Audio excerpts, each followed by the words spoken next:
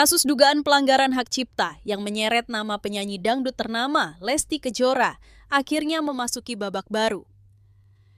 Melalui kuasa hukumnya, Sadrak Sesko Adi, Lesti memberikan tanggapan resmi terhadap laporan yang diajukan oleh Yoni Dores, pencipta lagu yang mengklaim bahwa karya miliknya telah digunakan tanpa izin dalam salah satu penampilan Lesti.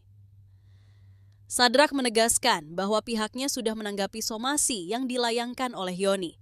Mereka menyatakan bahwa komunikasi telah dijalin dan balasan resmi terhadap somasi tersebut juga sudah dikirimkan beberapa waktu lalu. Tidak hanya itu, pihak Lesti juga membuka pintu damai sebagai wujud itikat baik dan kehormatan terhadap para pencipta lagu. Klien kami tidak pernah berniat untuk melanggar hukum atau merugikan pihak manapun, apalagi menyangkut karya seni yang tentu saja harus dihargai. Kami sudah menyampaikan respon secara tertulis dan terbuka untuk menyelesaikan masalah ini secara kekeluargaan, ujar Sadrak dalam keterangannya kepada awak media. Lebih lanjut, ia juga menjelaskan bahwa dugaan pelanggaran tersebut muncul dari sebuah penampilan Lesti yang membawakan lagu milik Yoni Dores di sebuah acara publik. Namun, menurut tim hukum Lesti, hal ini terjadi tanpa adanya niat jahat dan mereka meyakini bahwa ada mekanisme legal tertentu seperti lisensi kolektif dari Lembaga Manajemen Kolektif Nasional (LMKN) yang semestinya melindungi penampil dari tuduhan semacam ini. Ini kan perkara interpretasi hukum juga, apakah ada pelanggaran nyata atau ini murni miskomunikasi. Tapi yang jelas, klien kami siap berdiskusi dan menyelesaikan permasalahan ini secara terbuka, tambahnya. Menariknya, sikap terbuka yang ditunjukkan oleh Lesti dan timnya mendapat respons positif dari berbagai pihak, termasuk warganet. Banyak yang memuji langkah damai yang ditawarkan oleh Lesti dan menganggapnya sebagai contoh baik bagi para pelaku industri hiburan. Tak sedikit pula yang berharap agar para penyanyi dan pencipta lagu bisa saling menghormati serta menjalin kerjasama yang sehat tanpa harus berujung di meja hijau. Sementara itu, di sisi lain, Yoni Dores sendiri menyampaikan bahwa niatnya melaporkan Lesti bukan semata-mata demi sensasi. Ia hanya ingin karyanya dihargai sebagaimana mestinya. Dalam beberapa pernyataan sebelumnya, Yoni juga membuka kemungkinan untuk menyelesaikan kasus ini secara damai, asalkan ada itikat baik dari pihak terlapor. Dengan adanya respons dari Lesti melalui kuasa hukumnya, kini bola berada di tangan Yoni. Akankah kedua belah pihak benar-benar duduk bersama dan menyelesaikan persoalan ini secara kekeluargaan, atau justru akan berlanjut ke proses hukum yang lebih panjang?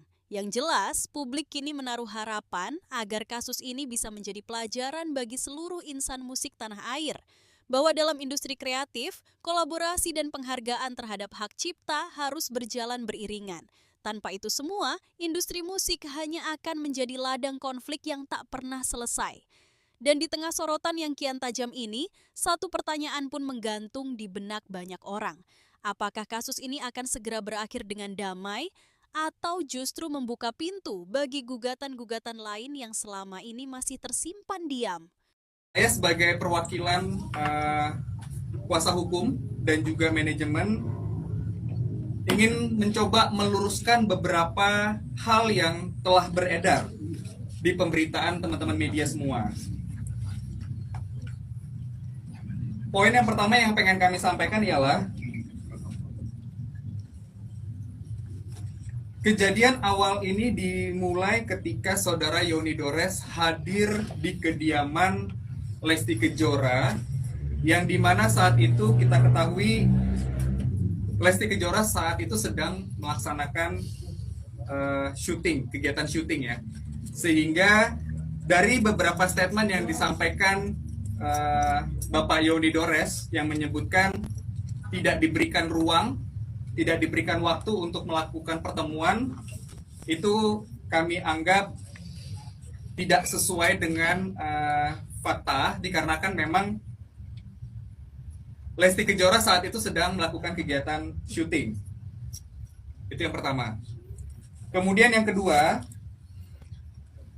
bahwa pihak Yoni Dores telah mengirimkan somasi sebanyak 3 kali, namun pada faktanya hanya diterima 1 kali, yang dimana somasi tersebut dilayangkan pada tanggal 1 Maret 2025 dan telah direspon oleh manajemen pada tanggal 6 Maret 2025 dan telah diterima oleh perwakilan dari kantor kuasa dari Yoni Dores pada tanggal 11 Maret 2025. Ini merupakan surat balasan atau tanggapan dari manajemen dan ini merupakan tanda terima yang sudah disampaikan juga ya. Ini beberapa fakta-fakta ya yang kami coba luruskan. Di sini telah terdapat tanda terima yang diterima oleh yang bersangkutan langsung. Jadi terkait dengan adanya tidak ada etikat baik yang disampaikan oleh pihak Yoni Dores, asisten dan juga kuasa hukumnya, ya kita bisa nilai sama-sama arah tersebut benar atau tidak, begitu. Kemudian terkait dengan pernyataan dari Bapak Yoni Dores, mungkin dari teman-teman sekalian juga tahu, yang menyebutkan tidak mengetahui manajemen dan juga siapa manajer dari seorang Lesti Kejora.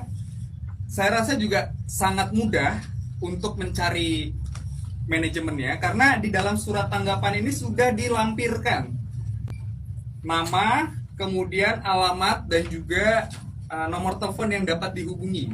Kemudian yang kedua terkait dengan Instagram dari Lesti Kejora juga sudah mencantumkan nomor telepon dari manajer. Jadi kembali kami sebagai kuasa hukum dan perwakilan dari manajemen Lesti sekarang cukup kebingungan ketika ada pemberitaan yang menyampaikan bahwa tidak dapat menghubungi Lesti Kejora dan manajemen. Kemudian terkait dengan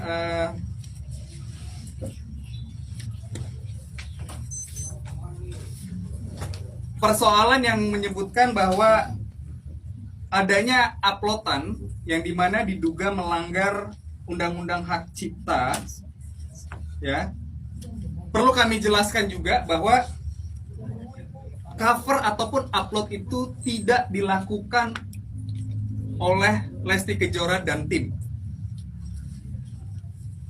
sehingga hal tersebut cukup membuat dan memframing klien kami seolah-olah terlihat seperti melakukan tindak kesalahan ya dengan mengupload tersebut.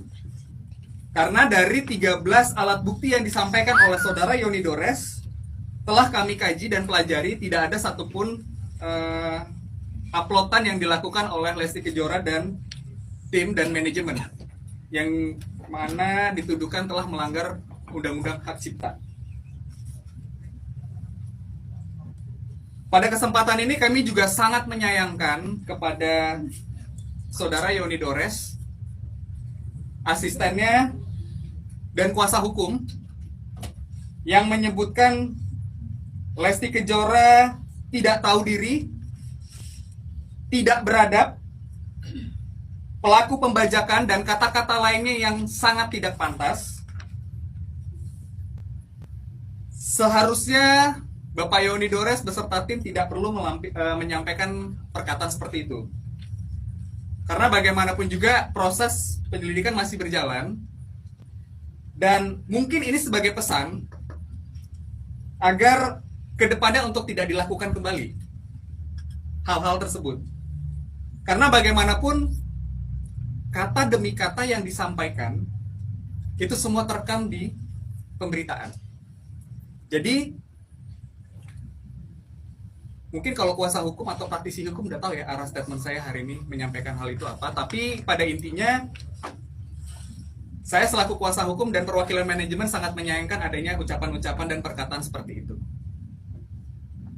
Kemudian poin terakhir yang pengen kami sampaikan bahwa hingga saat ini kami masih menunggu proses penyelidikan yang dilakukan oleh Polda Metro Jaya yang dimana nanti akan mengagendakan Lesti pemanggilan, yang dimana kami juga sampai dengan hari ini belum mengetahui kapan akan dilaksanakannya pemanggilan tersebut.